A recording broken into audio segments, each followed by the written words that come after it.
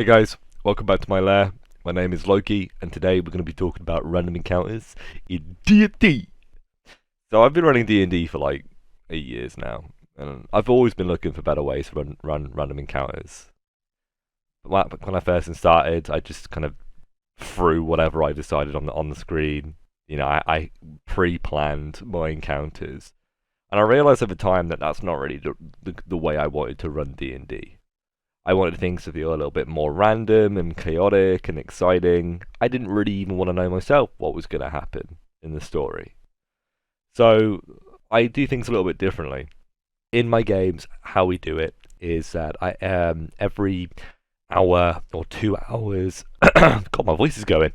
Every hour or 2 hours in game that go by, because obviously 8 hours of travel a day, I have my players roll a d6. And if they roll a 1 on the d6, there is a random encounter. It's really that simple. So a 1 in 6 chance that something's going to happen. And if you're rolling, 4 times a day, then the likelihood is you're probably going to have at least one random encounter. And if you don't, well, lucky party, they managed to get through that whole day of travel without any issues at all. So yeah, you usually have one player roll the dice, so roll 1 on a d6, then an encounter happens. After that, I have them then roll on a travelling table, which has the actual encounters on it.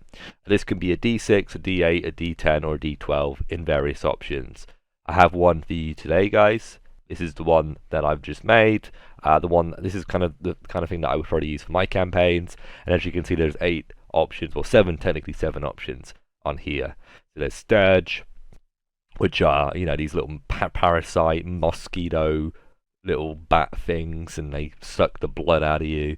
We've got a local guard patrol, because not all encounters need to be like actual fighting. It could just be a bit of RP. You can have the guard patrol talk to the party. Maybe the guard patrol are hunting for the party. Who knows, man? You can go up with that stuff. There's brigands as well, because the guard patrol has to have somebody that they're really going after properly, and that would probably be the brigands. And then we have a caravan. Now we know what the brigands are going after. We have skeletons, because in my campaign the land is corrupted. It's cursed land, and the undead rise from the land. So the idea of skeletons makes a lot of sense. We have somebody who's hunting the skeletons, a traveling cleric, and we have just thrown in there, because we don't really have any beasts, like proper beasts. We have a cave bear, because there are hills and shit nearby. Why not? 8 on this is double trouble, which means that you roll again and you roll twice, and it's the encounters against each other or working together. It's really up to you to determine how you do it. If I was to roll a 2 and a 4, which is local guard patrol and caravan, it'd probably be a guard patrol escorting a caravan to the next town, and I'd probably decide that the caravan is got some really expensive goods, like it might have gold or silver or jewels or something of the sort, or maybe it's human cargo, maybe it's a princess. Who knows? Like, you can come up with that on the spot. You don't need that much improv skill to come up with what could be valuable cargo for the area. If it was going to be brigands and caravan, then obviously the brigands are probably trying to get money out of the caravan master, or maybe they're fighting the caravan. It's really up to you to determine whether you actually want to have a combat right now, and if you want to actually put all the tokens on the screen or all the miniatures out on the table. If you're doing it IRL, it's really up to you to kind of make that distinction yourself. If it's a cave bear and a traveling cleric, maybe the traveling cleric is washing down by the stream, and the cave bear has come across them, and the party have intervened just in the nick of time to avoid the cleric from being killed. And as a reward, maybe the cleric will take care of the party and heal the party, or maybe join them for an adventure. Who knows? It's always cool to have an NPC join the party for a little while, as long as they're not taking too much of the spotlight away. It can be quite fun.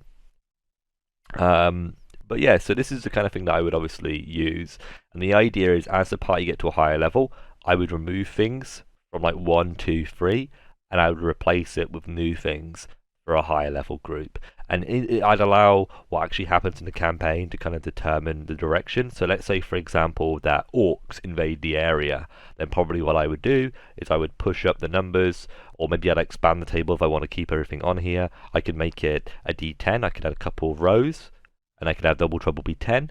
And on 9, on 9 and 8, I could have, Orc War Party or Goblin War Party, or I could do, one positive, one negative. I could have Orc War Party, and I could have like men at arms from the local keep, from the local city or whatever. The keep keeps good. Keeps good. Keeps where the soldiers would be. And yeah, that's a cool idea. That's definitely what I would do. So yeah, I feel like I've actually got through this really, really quickly today. But it's a very straightforward, very simplistic system. I definitely want to talk about it a little bit more. I'd say. Do we actually have anything written down here? Yeah, so it says here, depending on the region, you can have players roll between 1 and 8 times a day for a random encounter. 1 is great for peaceful regions, for the patrols and watchtowers, whereas 8 could be used for wild regions where travel is incredibly dangerous. You can have 1 potential encounter represent 1 hour of travel. Yeah, exactly. That's gonna the whole shebang. When a random encounter is to potentially occur, a player must roll a d6 versus a target number. If they roll above the target number, nothing happens. If they roll below or equal to the target number, the encounter happens. As standard, there is a 1 in 6 chance for an encounter to occur. So yeah, in my campaigns, if I don't have encounters for a while, what I will do is I will make it go from being a 1 in 6 to a 2 in 6. So if you roll a 1 or a 2, there's an encounter. And then if it's still not happening, I'll make it a 1, 2, or a 3 out of 6. And it just kind of raises the drama slightly. Which is really, really good. You definitely want to have players on the edge of their seats, especially when they're like returning to town after being, doing a really difficult adventure. They're all bloody, they're tired, it's raining, and they're worried that they're gonna get robbed. You can have the encounters kind of increase that tension for them as they're approaching their destination. But anyway, guys, my name's been Loki. I hope you guys have enjoyed this video. I hope it helped any of you guys in actually running a game.